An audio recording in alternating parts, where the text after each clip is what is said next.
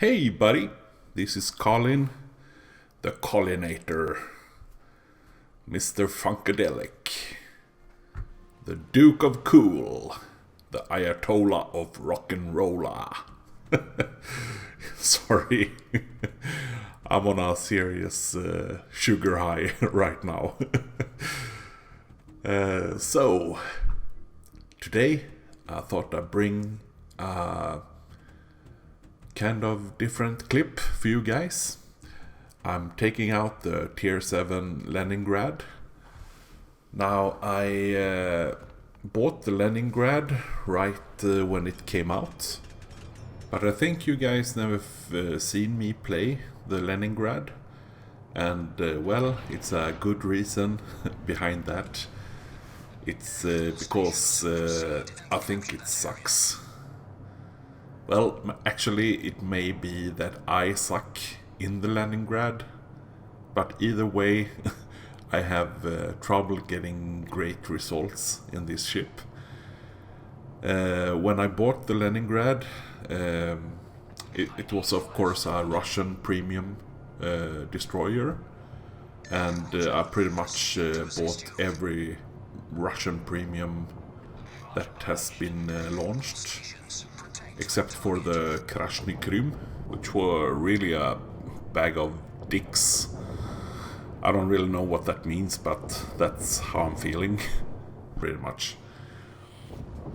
But I thought that the Leningrad maybe would be like a variation of the Gremyashi or the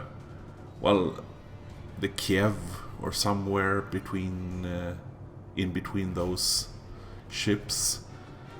And of course I didn't do any research, I didn't watch any reviews of the ship before, so I just went ahead and bought it. I thought that, hell, it's a Russian premium, how bad can it be? And well, I mean, I'm not gonna say that the ship is bad, but I don't really understand how I'm supposed to play it, and I usually can find a good playstyle for every ship that I played so far. But this is something else. I mean, it's a destroyer. Sure, it has pretty decent speed. It's one of the fastest destroyers. But it's a really big destroyer. It can be hit really easy. You don't maneuver that well in it. Your turrets move like a high tier Japanese battleship, pretty much. I mean, it's just look at my turrets here. It just takes forever for them to turn around. I have poor concealment. I think my concealment is 7.8 kilometers or something in it. Now, I don't have a special captain for this ship, because you should never really have that in your premiums. So this is my Khabarovsk captain, who I'm playing in this ship, and I don't use the concealment perk in the Khabarovsk, so this ship is without the concealment perk. But it has really bad concealment and pretty shitty torps as well. I mean, there are 8k, and you can launch 2x4 or 4x2, whichever way you want to say it. So yeah, I think it's a pretty special ship. I think if you're gonna do well in this ship, it's pretty hard. So this clip is really old, as you can tell. I still have this sound bug where the sound is a bit off sync, and I was pretty sure that I had uploaded this clip quite a long while ago, but apparently I didn't. It was still sitting on my hard drive, so I thought that I'll make kind of a review a very late review of the Leningrad for you guys. And the thing is, I bought not all premiums, far from it, but I bought about maybe 75% of all the premiums that Wargaming has put up. And I can't really say that I'm that disappointed in many of the premiums I have bought. There's really just 2 ships that I think is pretty subpar, but of course that is comparing them to all the other premiums I have bought. So maybe first off I should tell you about my favorite premiums. Of course, one of the first ship I bought was Tier 5 Murmansk, and that has been one of my favorite ships forever, pretty much. I think it's a really strong, wonderful, fun cruiser to play at Tier 5. Kutuzov is also one of my absolute favorites. I think that ship is extremely overpowered. I mean, every game in ranked that I go in my Kutuzov, I can pretty much say from the beginning that we will win. Unless the team just totally derps or something, but I mean, it just has that great damage and damage potential, and just the ability to scare off capital ships like battleships and such. And then of course one of the later, the Scharnhorst, is also one of my absolute favorite ships. It's something I think that Wargaming really should look into, creating like a new hybrid line, something in between cruisers and battleships, because I think they could really have a good place in the game. Because I love just pushing in my Scharnhorst, bullying the other battleships, and if they come too close, I torp them and kill them. Otherwise, I just chase them down, and if a cruiser pushes in, then you just citadel him to death. So I play my Scharnhorst pretty much as I want to play my cruisers, but can't, because of the bad armor. So, the only 2 premiums that I really regret in buying is this one, of course, the Leningrad. I think it doesn't really have any really strength. Of course, if you slow down and pop smoke and you have a broadside cruiser, you can punish him pretty much with your AP, but that's pretty much true for any Russian destroyer. I mean, just look at the turrets here. It takes me forever when I'm maneuvering and kiting to get my guns to bear. Look at here. I mean, seriously. It's like sailing a battleship and trying to shoot at a destroyer. And as I said, the torps isn't really that strong. You have pretty crappy concealment, even if you have the captain perk. So I don't really get the sell factor of this ship. And the second ship that I'm regretting buying is actually the Molotov. And I know it's tier 7 with the tier 9 guns. And but I mean, that ship is just so paper. I mean, any kind of attention you get from other cruisers or battleships and you just melt away. So it's a really situational ship. I mean, if you can surprise a cruiser coming around an island and give him a full broadside of armor piercing, of course, you can deal a lot of damage, but Otherwise, you're just gonna flee and try and kite all day long, because you are so vulnerable. So those two are actually the only premiums that I wouldn't recommend people getting. All the other premiums has a really good function and a good role in the game.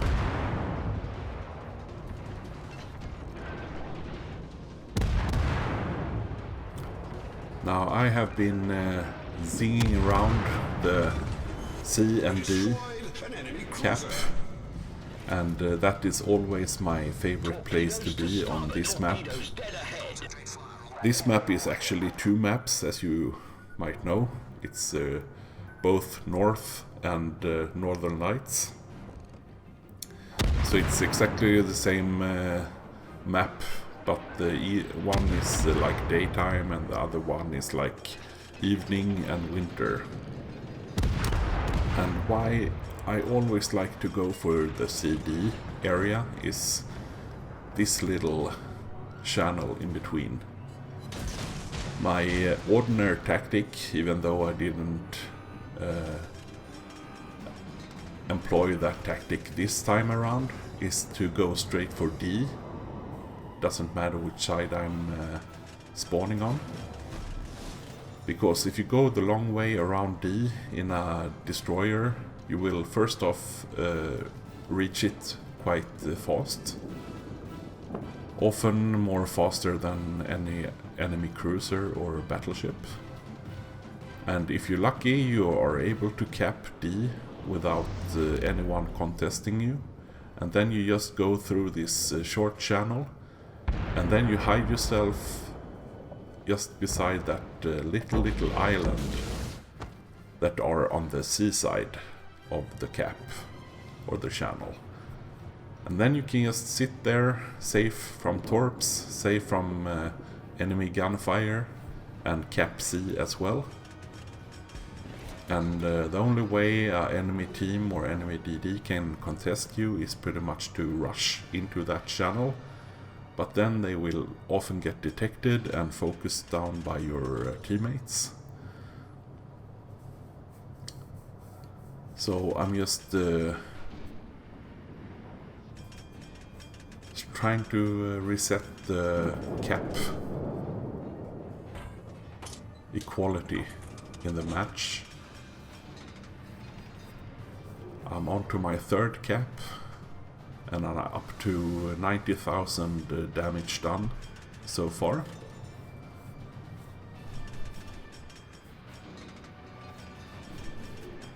Now I don't really want to say that big ships should go around to D. This is really a cruiser's or a destroyer's role. But it's always a good tactic to send like a small strike force, like 2 destroyers, 1 cruiser, or 1 destroyer and 2 cruisers around to D, because usually they will be able to deal with whatever they run into, and if they win D, it's really easy for them to catch C as well. And then you have 50% of the caps, and you just used 3 guys on your team. So the rest of the team can go and harass the enemy team on A and B. So it's just a little tip from me to you guys.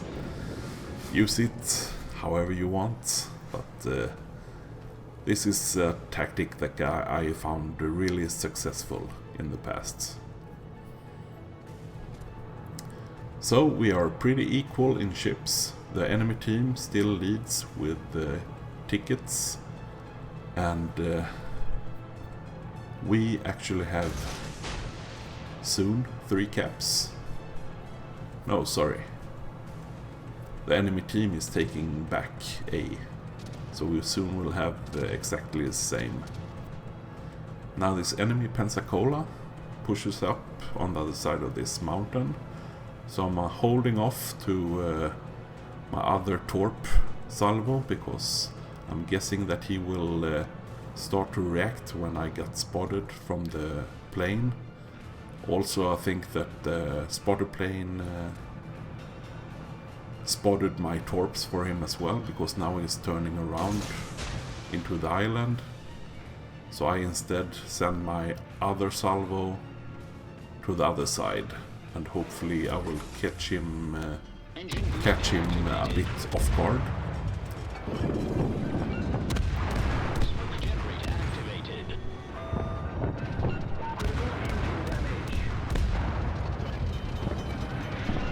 Now I'm popping my smoke, trying to get some fires. Enemy cruiser sunk. Smoke screen set. And there he goes. 3 fires and a kill. So it's a third kill this match. But don't let this fool you guys. This is actually one of the best games I had in the Leningrad. That said, I haven't been playing this ship that much because it just doesn't feel fun for me to play this ship. Because it feels like I'm sailing a big visible destroyer with like battleship turrets or something. So we have a ranger that is one lick away from going to the bottom. There he goes. Now we have an enemy Hatsuharu pushing up. So I thought I'd try and take some pot shots at him while he's distracted trying to torp our Scharnhorst.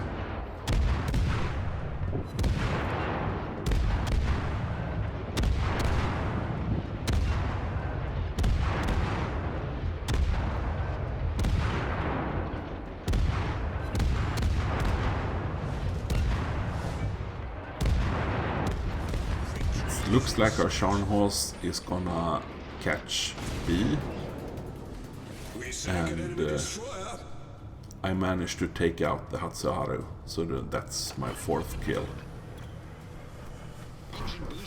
So now the enemy team only has a battleship left, and he's way off in the distance. The clock is saying 3 minutes, and we have a cap lead and a ticket lead. So this time in the game I just feel like trying to go into A, steal some extra free credits, extra free experience, and see if I actually manage to catch up to the battleship. So, just a recap, this Leningrad and Molotov is pretty much the only premiums that I felt like I could sell if the Wargaming would take them back.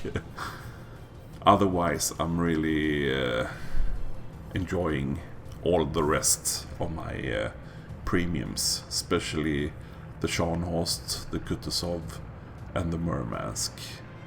Those have a special place in my heart, and they are great in every way, and they do bring in a lot of credits. I also play Tirpitz a lot, but since Scharnhorst is out, I think it's much more fun to play Scharnhorst. So the game ended, and we had pretty good game, almost 600,000 credits, over 100,000 damage, 4 kills, made number 1 in the match, 2,500 experience. So all in all, a pretty good game.